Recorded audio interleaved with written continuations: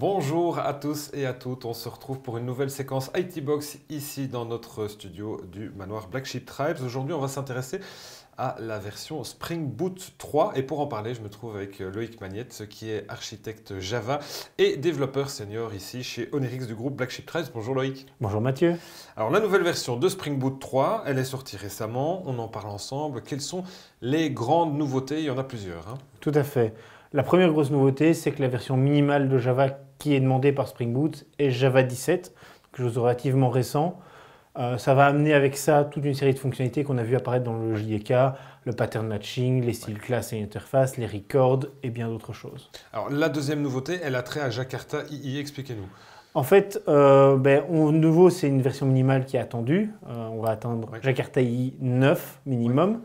Et avec Jakarta II 9, ce qui se passe, c'est qu'on avait avant des COM JavaX qui vont devenir des COM Jakarta. Donc ça veut dire que toutes les dépendances qu'on a l'habitude de faire, on va devoir les migrer vers ce nouveau nom de domaine.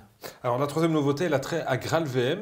On avait justement parlé de GraalVM dans une récente IT Box, c'était la 37e pour être précis. Expliquez-nous donc cette nouveauté qui a trait avec GraalVM. Tout à fait. Avec Spring Boot 3 vient le support des images natives liées à GraalVM.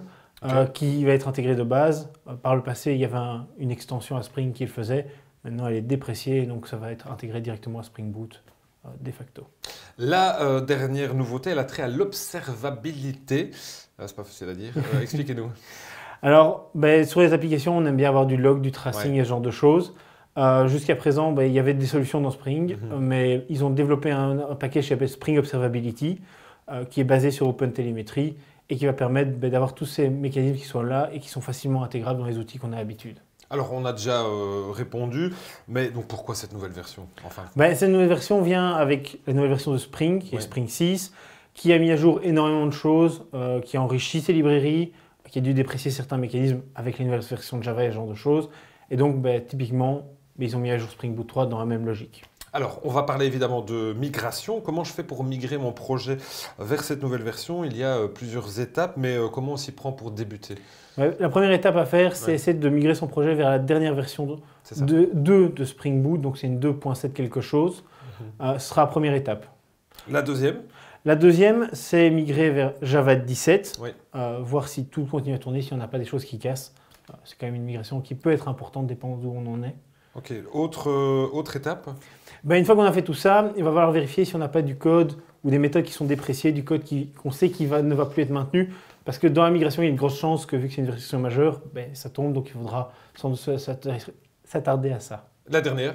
La dernière, c'est on met à jour Spring Boot pour vers la version 3. Avec vérification, il y a une migration des propriétés qu'on utilise, il y a la migration de toutes les librairies qui sont liées à ça, qui va nous prendre un peu de temps, et donc c'est là sans doute qu'on passera le plus de temps, a fortiori. Alors la question à 5 francs, c'est toujours la même. En conclusion, est-ce qu'il faut passer à cette nouvelle version de Spring Boot? Alors si on a une application et qu'on veut continuer à maintenir, à la faire évoluer, ce sera le bon chemin parce que Spring Boot 2 va peu à peu laisser place à son petit frère. Et donc, si on veut continuer à pouvoir évoluer, il faudra passer par cette migration, a fortiori. Merci beaucoup Loïc Magnette pour tous ces renseignements. Et puis on se retrouve bientôt pour une nouvelle séquence IT Box. Merci à vous de nous avoir suivis. Et puis vous pourrez retrouver toutes ces séquences sur l'IT sur notre page YouTube Black Sheep Tribes Network. À très bientôt, au revoir. Au revoir.